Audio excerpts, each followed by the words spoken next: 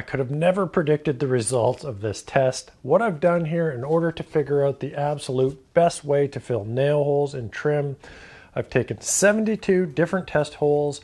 I've filled them with 6 of the top fillers that are out in the marketplace, tried 6 various techniques to fill the holes, 2 different methods of sanding the holes. There's clear results, there is a clear winner, but what was even more surprising, some of the products that I've used in the past just turned out to be horrendous in very unexpected ways. And then as well, some of the techniques that I've used just were not the best way to go about it. So let's get into it. Let's start off with the products. We'll go from worst to first. The worst product by far, hands down, was the MH Ready Patch. On none of the 12 test holes did it ever approach being even barely adequate. Some of the cases you can see big gaps. This is by far the worst product, one of the worst products that I've ever used. Cannot recommend this, don't like the product whatsoever. Next up here is a product that's really surprised me. It's something that I've used a lot. I see professionals using it, and it's the Drydex. Drydex just didn't do a good job in any of the 12 holes. None of the 2 coats didn't make a difference. The Drydex was very, very disappointing for something that I've used a lot in the past. I will definitely not be using this in the future. In the number 4 spot, just because you have to pre-mix it, it's a powder and you have to mix it up yourself, I'm going to put the Durham's Water Putty. It didn't do a bad job, and in some instances, it's pretty comparable to some of the mid-level fillers, but because you have to mix it and it sets up somewhat quickly while it's in the jar, I'm going to put this in the number 4 spot. In the number 3 spot, it's a very surprising filler. It is the Surelight Ready Patch. They recommended this to me at the paint store. A lot of pros like to use this stuff. With 2 coats, this did an excellent job. It's one of the nicest fillers that I used, and with the 2 coats, you can barely see any evidence of a nail hole. This is very easy sanding. It's easy to work with. The container is nice. You can definitely get a nice tight seal on the top lid here. This is a great product. In the number 2 spot is trusty old wood filler. The wood filler is just, it always does a good job. It's hard.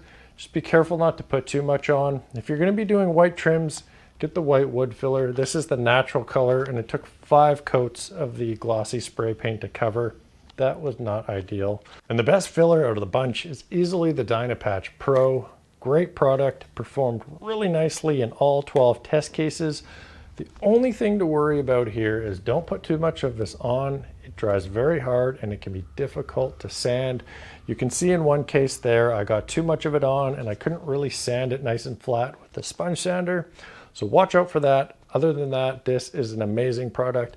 Now let's briefly go over the lessons learned when it came to the application of the fillers. Now when it came to the filler application, I broke it up into 6 different boards.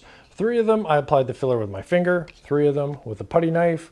We did 1 light coat, 2 light coats, 1 heavy coat, and then we sanded them all up with the 2 light coats, sanded in between, hit them with the super glossy paint so that we could see the results.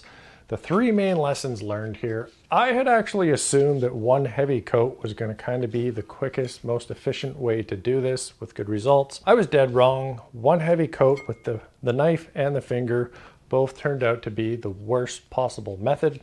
I think with that extra material, you're more prone to over sanding, and because you're putting that heavy coat on there, you're not really pushing it into the hole as good as you could with the other methods. The second big lesson learned here is that if you're going to do just 1 light coat, it can work well, but you're going to be much better off using the knife because you're going to get a better job of pressing the material in there and keeping it nice and clean. So the knife definitely worked better with 1 light coat. And then the third lesson learned is that if you want kind of the ideal top product, 2 light coats with the knife and the finger both worked very well. If I had to give the slight edge, probably the knife. It just does a little cleaner job. Now let's quickly talk about the sanding, and then we'll put everything together and I'll come up with my recommendations. When it came to sanding, I sanded all of the top row with the sheet sandpaper, all the bottom rows with the sponge sand. There's not a huge difference between the two. The sheet sandpaper is just quicker. This is 150 grit sandpaper. This is a fine sanding block. That's probably the main difference there. In the past, I've found that sheet sandpaper is going to last longer and just do a quicker job. It's a little more versatile if you want to get into the rounds. You can bend it to get into this round part. So let's put everything together. All the information gathered here, I'm going to come up with 2 solid recommendations for you to use at home. If you're looking for kind of a nice, easy, lightweight spackle that can do a bunch of different things, it's going to be easy to work with and sand. 2 coats of the Sure Light patch here with your finger or the putty knife turned out great. The result, you can't argue with the results here with 2 light coats of this product here.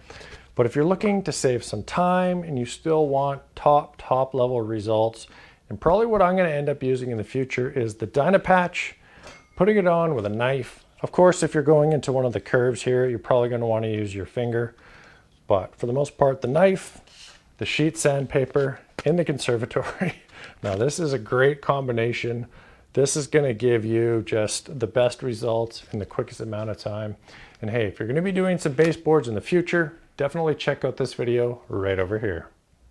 And you're only going to be needing to do 1 coat. Then when it came to the 2 light coats between the putty knife and the finger, oh my God, dude. Putty knife and a finger. And then we tried 2 different, oh my gosh. I was on a bit of a roll until it's too much hand motions